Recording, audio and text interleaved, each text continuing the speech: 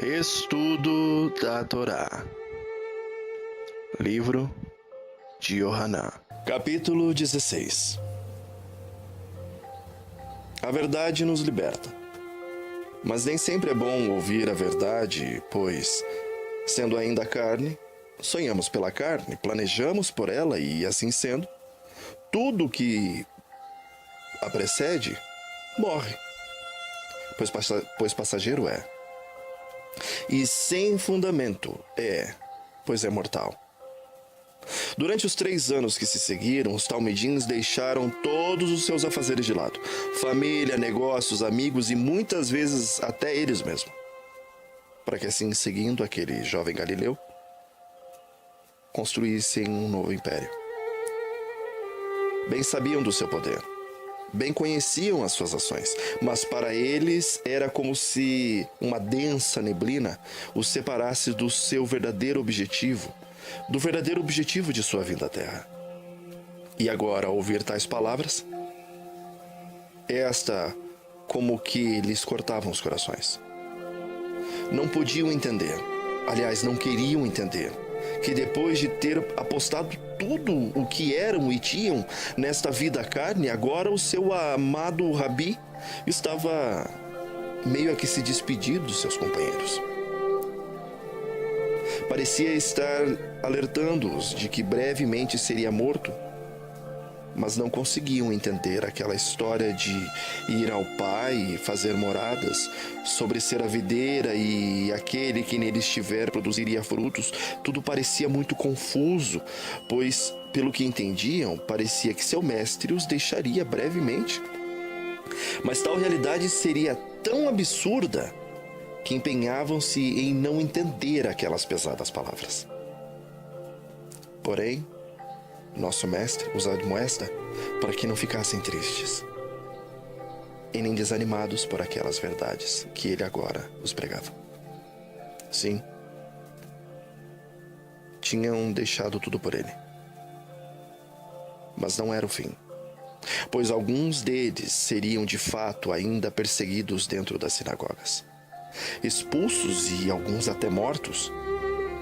E quem os matasse, inacreditavelmente pensariam que estivessem fazendo um favor a Elohim.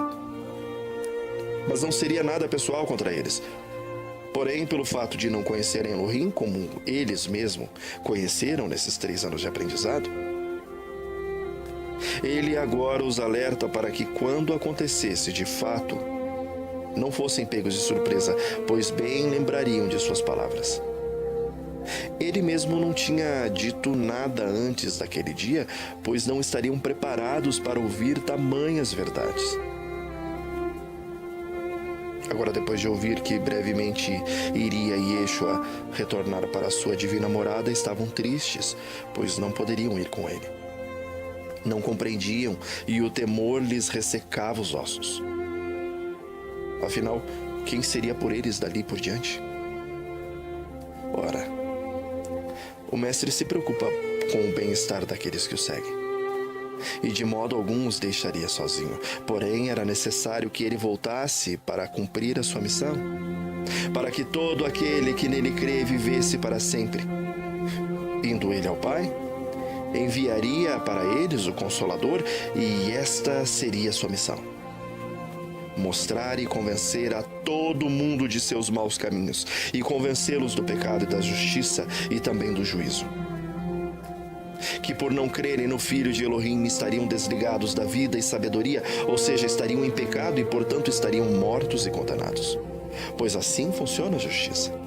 E ele mesmo cumpriu a justiça e por nós foi ao Pai, e para o Pai apresentou o seu sacrifício, consumando assim o juízo sobre o príncipe desse mundo. Sim, logo após a sua ressurreição, devia Yeshua levar o seu santo sacrifício ao Pai para justificar-nos, e assim livrar-nos da condenação da morte eterna que hoje está reservada somente àquele que a todas as nações enganou.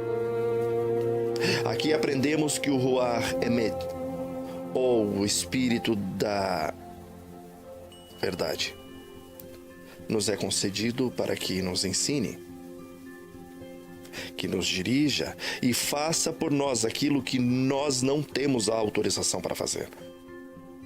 Não nos é dado a missão de convencer pessoas. Quem tem esse poder é o próprio Ruach. E quem tem esse trabalho é ele mesmo. E Yeshua nos incumbe somente de sermos portadores da mensagem. Por isso não devemos brigar ou explanar seus ensinamentos. Não devemos impor as suas vontades, pois se alguém realmente for fazê-lo, este alguém será o Ruach.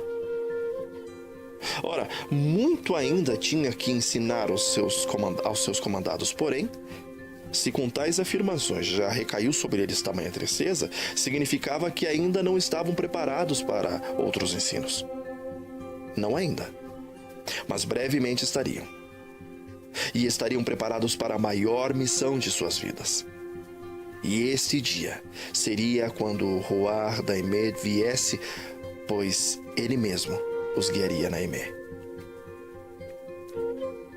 E não falaria dele mesmo, mas a respeito das coisas que o próprio Yeshua os ensinara. E ainda os anunciaria sobre coisas que ainda deveriam acontecer. O próprio Ruach revelaria a natureza divina de Yeshua, somente mais algumas horas. E eles não veriam mais o Mestre. Porém, algumas horas depois desta, o veriam novamente. Mas não mais em seu corpo carne. Agora o veriam no seu corpo divino. Ao ouvir tais afirmações, a confusão habitou em seus corações. Para eles, nada mais fazia o menor sentido. Como assim estaria ele agora e nas próximas horas não mais, e depois estaria novamente transformado? Nosso Salvador conhece a todos os corações. E até mais que isso, conhece todo o nosso passado, o nosso presente e também o nosso futuro. Todos os maiores segredos da nossa alma perante os seus olhos tornam-se como nus. Bem sabia o nosso Mestre que pensamentos rodeavam sobre as cabeças de seus amados, e pela dúvida que deles exalava. Decide nosso Mestre, então, botar as cartas na mesa. E agora lhes conta tudo o que aconteceria nas próximas horas. Sim, eles chorariam, e chorariam muito e se entristeceriam, enquanto o mundo iria se alegrar grandemente. E isto seria por causa da sua morte. E assim como uma mulher se entristece ao perceber que chegou a hora de dar à luz, também depois de nascida a criança, ela também se alegra, pois vem ao mundo mais um ser humano. Assim também eles ficariam alegres, e mesmo que seja inacreditável, naquele dia nada iriam perguntar ao Mestre. E naquele dia não seria mais necessário o uso de alusões para falar as verdades do céu, pois eles mesmos a veriam. Agora, a partir daquele momento, eles estavam sendo desafiados a pedir o que quisessem ao Pai, usando o nome do Filho. Deviam fazer isso, pois grande tormenta se aproximava, e necessário era que se fortificassem. O próprio Elohim os daria, pois também os ama, e assim como ele também os ama. Pois eles faziam o que lhes era ordenado que fizessem. Cumpriam a Torá. E criam que Yeshua era realmente o filho de Elohim. Brevemente ele indo para Elohim, mas brevemente voltaria. E deveriam eles crer nisso. Agora, depois de alguns segundos de silêncio, eles se entreolham e, aliviados, exclamam: Eis que agora falas abertamente, e não dizes parábola alguma. Agora conhecemos que sabe tudo, e não precisa de alguém que te interrogue. Por isso cremos que saíste de Elohim. Ao ouvir essas palavras, ele agora questiona: Só agora vocês creem? Ora, depois de tanto tempo, tantas histórias, tantos milagres, tantas visões, e só agora começam a crer? Já chegava o tempo da tribulação. Sim.